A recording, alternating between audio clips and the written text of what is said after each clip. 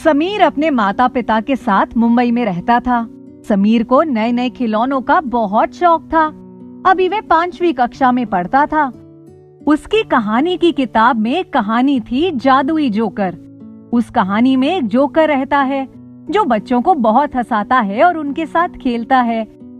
इस कहानी के पहले समीर ने कभी भी जोकर के बारे में नहीं सुना होता। उसको वह जोकर वाली कहानी बहुत अच्छी लगती है। एक दिन समीर के पापा हैदराबाद से निकल रहे थे। जाते समय उन्होंने समीर से पूछा, समीर बेटा, कुछ दिनों के लिए मैं हैदराबाद जा रहा हूँ, बताओ तुम्हारे लिए क्या लाऊं? समीर थोड़ी देर सोचने के बाद अपनी कहानी की किताब लेकर आता है और पापा को कहता है, ये देखिए पापा, मुझे बिल्कुल ऐसा ही जोकर चाहिए। ठीक है, मैं तुम्हारे लिए बिल्कुल ऐसा ही जोकर लेकर आऊंगा। अब पापा निकल जाते हैं। 4-5 दिन के बाद जब पापा के आने का समय हो जाता है, तब समीर बहुत खुश होता है कि पापा उसके लिए कहानी की किताब जैसा जोकर लेकर आएंगे। अब पापा आते हैं। पापा, कैसी रही आपकी हैदराबाद वाली ट्रिप? ठीक थी बेटा। क्या हुआ पापा, आप इतने परेशान क्यों लग रहे हैं? कुछ नहीं बेटा, मैं अभी बहुत थक गया हूँ, थोड़ी देर सोने के बाद बात करता हूँ। समीर को कुछ समझ नहीं आता कि पापा इतने परेशान क्यों लग रहे हैं और पापा जोकर के बारे में भी कुछ नहीं बता रहे। समीर सोचता है कि वह पापा से बाद में पूछेगा।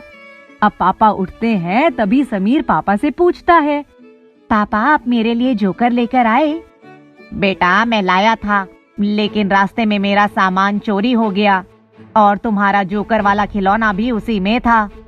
इतना सुनकर समीर मायूस हो जाता है और पापा को कहता है, कोई बात नहीं पापा, मेरे पास और भी खिलौने हैं। आपका कोई जरूरी सामान भी चोरी हुआ है क्या?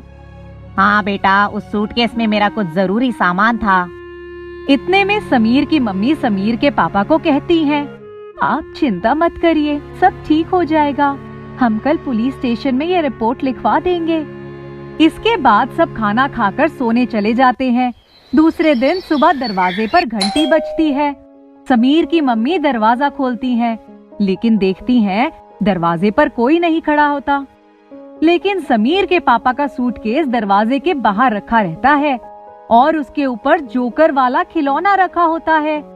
ये देखकर समीर की मम्मी चौंक जाती हैं और सोचती हैं, अरे, ये सूटकेस दरवाजे पर कौन रख कर गया? समीर की मम्मी समीर और समीर के पापा को उठाती हैं और कहती हैं, देखो, पता नहीं कौन आपका चोरी हुआ सूटकेस और ये जोकर वाला खिलौना हमारे दरवाजे पर रख गया। पापा और समीर भी हैरान रह जाते हैं। जब वे सूटकेस खोलते हैं तो उनमें उनके सारे जरूरी पेपर होते हैं। समीर के पापा की तो जान में जान आ जाती है और समीर वह जोकर वाला खिलौना देखकर बहुत खुश हो जाता है। अब कहानी की तरह समीर भी जोकर वाले खिलौने से बात करता है और उससे पूछता है, तुम्हारा नाम क्या है? मेरा नाम जोकर ही है।